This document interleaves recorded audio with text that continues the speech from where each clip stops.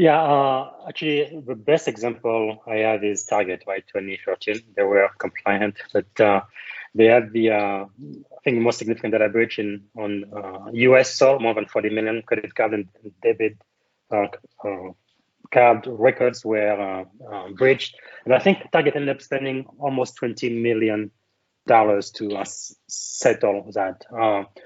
And again, most businesses will not be able to have deep pocket like this to remain in business. So just being compliant doesn't really mean much. However, I think Laurette mentions that sometimes that's really where you do have to start, right? Unless you are working for companies that are heavily regulated by the government, usually in private industry, you can pretty much do whatever you want. You don't have to be compliant to anything. Most companies in Silicon Valley, they try to just follow the best security practices. And usually when they become compliant to like SOC 2, ISO 27001, or whatever security framework they choose, it's usually forced upon them by their current or prospective customers, right? Customers like, no, I'm a Fortune 10 company, I won't do business with you unless you have a SOC 2 Type 2 attestation or ISO 27001 or whatever.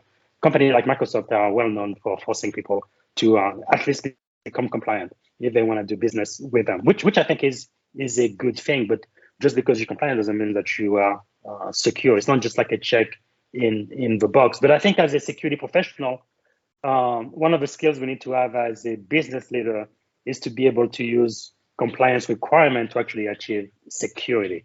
I think it's more of an art form than it is a science, but being able to actually improve the security posture of your organization by using compliance to get the funding that you need in order to achieve that goal, I think is a great thing. For example, where I am right now, we've been working with the same firm for the last at least 3 or 4 years for our SOC 2 Type 2 attestation. And I really see them as a partner to the business, because many times, even as the head of cybersecurity, I can say, okay, company, we should do this, we should invest in this.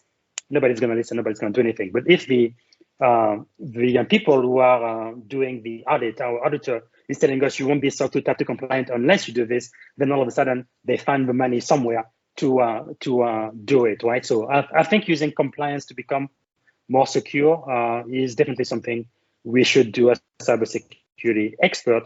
But being compliant doesn't really mean security. And really, the challenge is to get our organization to be more and more secure, and start exactly where you are, do what you can do. But the big idea is to become more and more secure, go beyond compliance.